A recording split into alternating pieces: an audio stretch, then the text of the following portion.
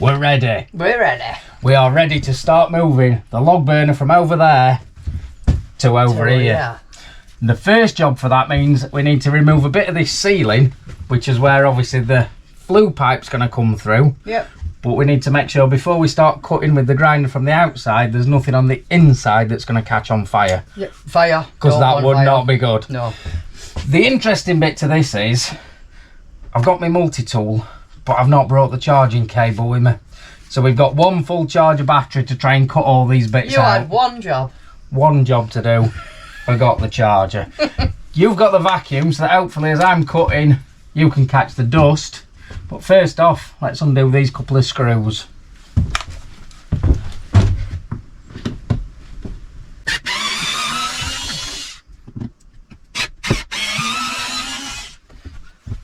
And we might need the hammer. Where's the hammer? Where the hammer is? Where's the hammer? If I had an hammer. That were a good start then. We couldn't find the hammer. We now have the hammer. Let's see.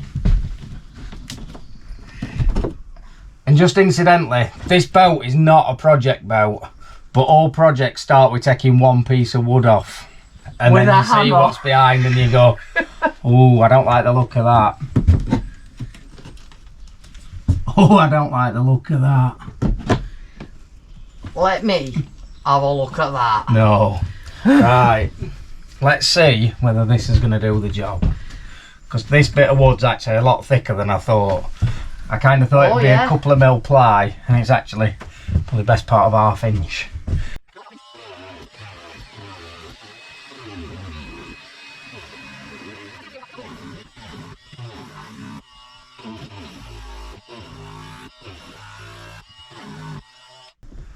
We need plan B. Yeah. Because that is not working. But neither is that over in Malarkey either. It weren't catching no. The option is unscrew all the screws, take the entire panel down, cut it, put it back up, and don't look what's behind so we decide we need to do a full-on project and rip it all out. That needs over and out anyway. Yes, Peter, yes, do that, do that. I vote for that.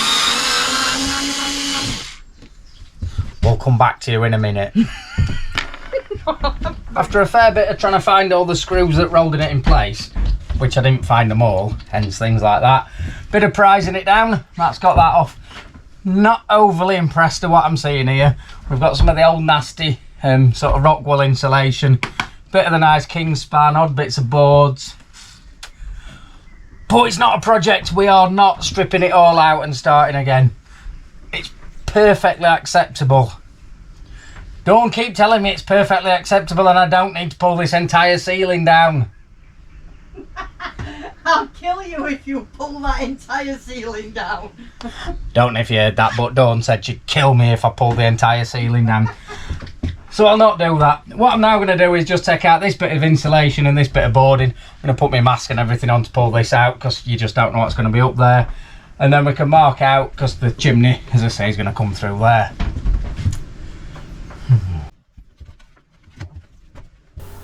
As soon as I got the hammer on this piece of plywood, I could feel that it must go all the way behind the kitchen ceiling as well.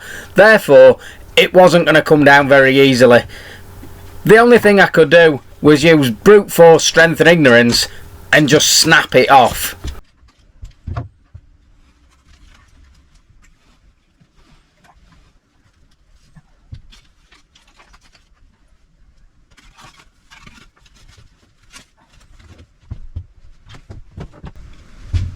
So that's the insulation, a bit of wood out of the way, and I've gone outside, put the collar in place and marked it out where it wants to be. So I'm now going to go out there with the grinder while Dawn is on fire duty in here, just in case any errant sparks. So we should be alright because we're basically just cutting straight through that piece of steel. Initially I was going to put the chimney a little bit further this way, but this is actually one of the main supports for the roof.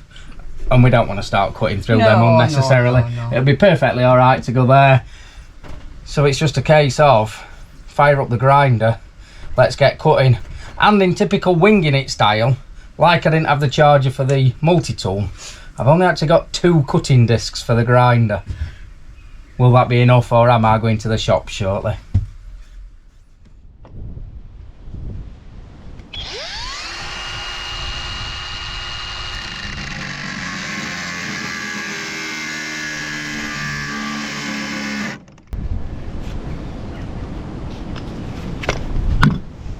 Helps if you put a battery that's charged on. Fully charged battery. Let's try again. It's only as I've watched this footage back I've realised that from where the camera was positioned with the arch of the roof, you can't really see what I've marked out and where I'm trying to cut. Basically though, it's a circular hole about 8 inches or 20 centimetres in diameter.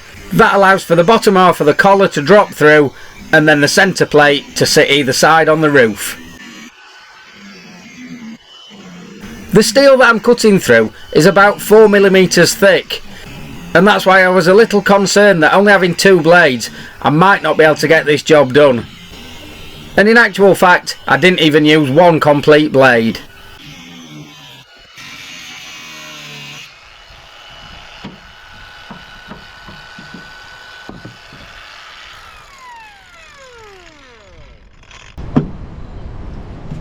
Do we think that's going to fit straight in there?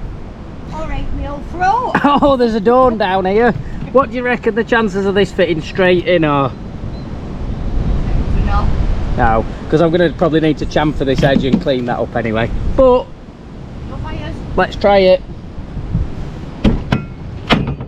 Oh, better than I thought actually. As you can see up here, there's a bit of a lump on the roof, obviously some kind of repair, or there's one over there as well, so clearly something's been done in the past. I'm just going to have to grind that down and clean it all up.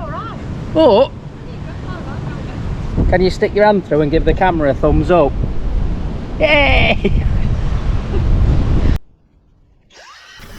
Having swapped the cutting disc for a grinding wheel on the angle grinder, I could then set to getting rid of that lump.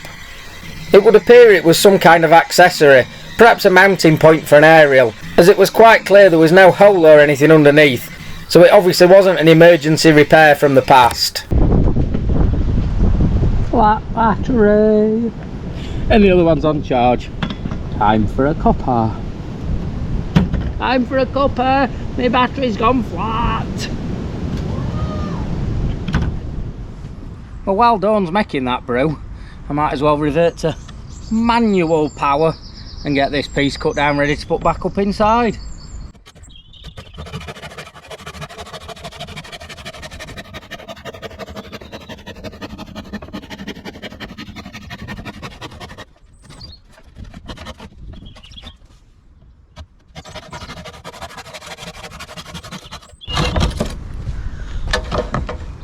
We'll stick to using power tools in future.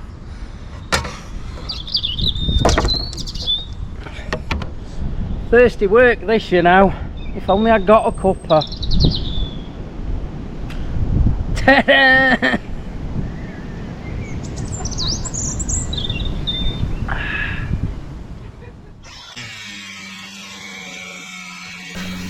With me full of coffee and the battery full of charge, it was time to crack back on and get the rest of that grinding done.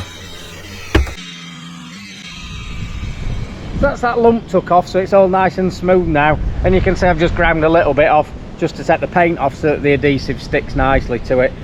The thing with this is we are going to want to redo the whole of this roof at some point during the summer when the weather's a bit better and we can start painting. So all I'm wanting to do for now is get this fastened in place and sealed down so obviously it doesn't leak. It will be coming off, like I said, later in the year, so we can do all the proper prep then. So long as it doesn't leak for now, that's all that matters. I'd like to say at this point I must have got a bit of sunstroke, but clearly, as you can see, it was a cloudy day. However, as I was doing all this, I completely forgot to explain what I was doing and why I was doing it. First off, I put a bead of heat-proof sealant all the way around the edge of the hole that I just cut. I then swapped that tube to the CT1, which is a sealant and adhesive. That would obviously make sure that not only does it help hold the collar down in place, it also seals it and stops any rainwater coming in. As everyone is well aware, I'm a self-confessed tight Yorkshireman.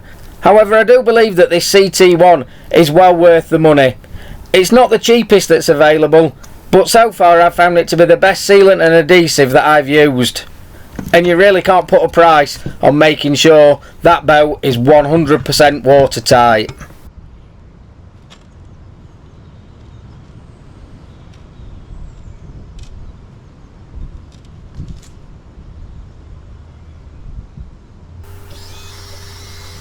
Once I got enough sealant onto the collar and positioned it correctly in the roof, it was time to get it fastened down using some self-tapping screws. These are the same self-tapping screws that I used to fasten the solar panel brackets down a few weeks ago. I use a 4mm HSS steel drill bit to pilot drill a hole, and then using an 8mm socket on the drill, I drive those screws home. They come pre-fitted with a rubber washer, which means they seal themselves as they are fastened into place. The combination of CT1 adhesive and these 4 screws means I'm more than confident that that chimney collar is going nowhere.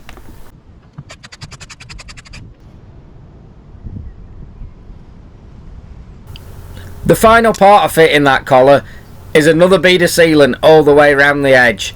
It obviously goes without saying, we need to make sure this is 100% waterproof, and spending that extra little bit of time and even a little extra money is well worth it in the long run.